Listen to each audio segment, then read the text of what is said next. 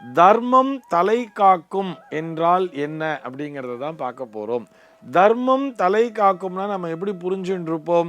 நாம் செய்யக்கூடிய இந்த தான தர்மங்களானது நமக்கு துணை நிற்கும், நம்முடைய உயிரை காக்கும் அப்படின்னு சொல்லி மேலோட்டமாக புரிஞ்சுக்கிறோம்.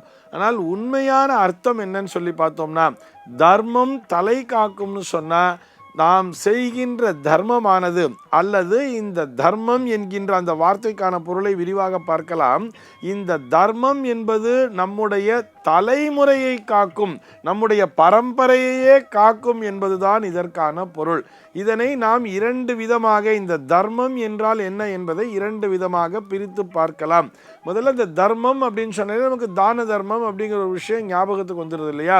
இதில் தானம் வேறே தர்மம் வேறேங்கிறத நம்ம அடிக்கடி பார்த்துட்டு தான் வரும்.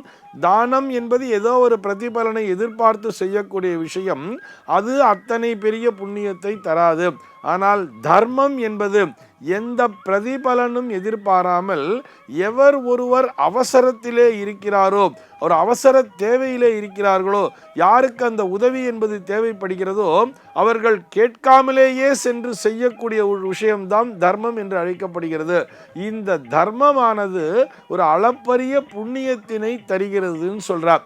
இதை நாம் தர்மம் அப்படின்னு வச்சுக்கலாம். இது போக நம்ம இப்படி கூட புரிஞ்சுப்போம் தெரியுமா? அதாவது ஊராம்பிள்ளைய ஊட்டி வளர்த்தா தம்புள்ள தானே வளரும் சொல்லுவா தெரியுமா? இது அப்படியே கம்பைன் பண்ணி பார்க்கலாம்.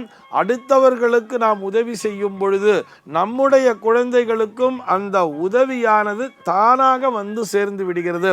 இதைத்தான் தர்மம் நம் தலைமுறையையே காக்கும்னு சொல்றார். இந்த பழமொழியை மீண்டும் ஒரு முறை நினைவுபடுத்துகிறேன். ஊரான் பிள்ளையை ஊட்டி வளர்த்தால் தன் பிள்ளை தானே வளரும்னு சொல்லக்கூடிய, இதுக்கு இன்னும் தத்துவார்த்தமாக நிறைய அர்த்தங்கள்லாம் சொல்லிட்டு இருக்கா. அது ஒரு நாள் தனியாக பார்க்கலாம். அப்படி மேலோட்டமாக நம்ம அதற்கான பொருளை எடுத்துக்கொள்ளும் பொழுது கூட இந்த பழமொழியை கூட இந்த இடத்திலே பொருத்தி பார்க்கலாம். இது ஒரு செக்டர். இன்னொரு செக்டர் பார்த்தோம்னா தர்ம நெறிப்படி வாழ்பவன் எடுத்துக்கலாம். அதாவது தர்மம் செய்கிறோம் செய்யலைங்கிறது ரெண்டாவது பட்சம். தர்ம நெறின்னு இருக்கு இல்லையா?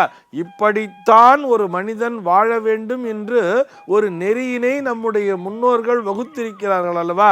அந்த தர்ம நெறியின்படி, நீதி நேர்மை நாணயத்தின்படி வாழ்பவனுடைய தலைமுறை என்பதே பாதுகாக்கப்படுகிறது. இப்படியும் நம்ம புரிஞ்சுக்கலாம். அவன் எவ்வளவுதான் கஷ்டங்களை சந்தித்தாலும், நிறைய துன்பங்கள் என்பது அவனுக்கு வந்தாலும், தான் துன்பப்படும் பொழுது கூட, ஒரு கஷ்டமான சூழலில் இருக்கும் பொழுது கூட தன்னுடைய தர்மத்தினை கைவிடாது.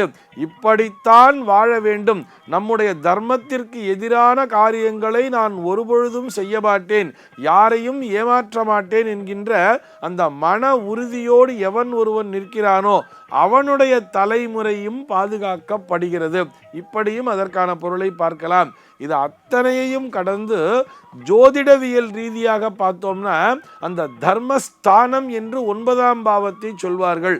இந்த 9ஆம் பாவம் என்பதுதான் பாக்யஸ்தானம் என்றும் பார்க்கப்படுகிறது, பித்ருஸ்தானம் என்றும் பார்க்கப்படுகிறது. பரம்பரையிலே இருக்கக்கூடிய தோஷங்களை பற்றியும் அல்லது பரம்பரையிலே இருக்கக்கூடிய நல்ல விஷயங்களை பற்றியும் இந்த 9ஆம் பாவம் என்பதுதான் நமக்கு வலியுறுத்துகிறது. ஆக இந்த 9ஆம் பாவத்தினைத்தான் தர்மஸ்தானம் என்றே சொல்கிறார்கள். அந்த தர்மஸ்தானம் என்பது நல்லபடியாக இருந்தால் அது நம்முடைய தலைமுறையையே காக்கும் என்பதை புரிந்து கொள்ள வேண்டும். இந்த லக்ன பாவம், 5ஆம் பாவம் மற்றும் 9ஆம் பாவம், இந்த பாவங்களை எப்படி சொல்லுவான்னு சொல்லி பார்த்தோம்னா திரிகோணஸ்தானம் அப்படின்னு சொல்லுவா. இந்த திரிகோணஸ்தானம் என்பது ஒன்றோடு ஒன்று தொடர்பு உடையது. இப்படி தொடர்பு இருக்கும் பொழுது லக்னம் என்பதை தலைப்பகுதி என்று சொல்கிறார்கள். 9ஆம் பாவம் என்பது இந்த தர்மஸ்தானமாக பார்க்கப்படுகிறது. இந்த 9ஆம் பாவத்திலே குரு நிற்க பிறந்தவர்கள் அவர்கள் தர்ம நெறியின்படி வாழ்வார்கள் எனும் பொழுது அந்த குருவினுடைய பார்வையானது இந்த 5ஆம் பாவத்தின் மீதும் விழும். 5ஆம் பாவம் என்பது புத்திரஸ்தானத்தை குறிக்கிறது. அதே போல லக்ன பாவத்தின் மீதும் விழும். இவரையும் காக்கிறது, இவருடைய குழந்தைகளையும் காக்கிறது என்று சொன்னால் இந்த தர்மமானது இவருடைய தலைமுறையே காக்கிறது என்பதையும் புரிந்து கொள்ள வேண்டும் அல்லவா? நம்ம ஜோதிடவியல் ரீதியாக பார்த்தாலும் நம்முடைய ஜோதிட அறிஞர்கள் மகரிஷிகள் இப்படித்தான் வகுத்து வைத்திருக்கிறார்கள். 10ஆம் இடம் என்பதை கர்ப்பஸ்தானம் என்று சொன்னவர்கள் 9ஆம் இடம் என்பதைத்தான் தர்மஸ்தானம் என்றே வலியுறுத்துகிறார்கள். இதைத்தான் தர்மம் தலை காக்கும். அதாவது எவன் ஒருவன் தர்ம நெறியின்படி வாழ்கிறானோ அவனுடைய பரம்பரையே இதன் மூலமாக மோட்சத்தினை அடைகிறது. அந்த பரம்பரையே காக்கப்படுகிறது என்பதுதான் அதற்கான பொருள். சர்வே ஜனாஹ சுகினோ பவந்து.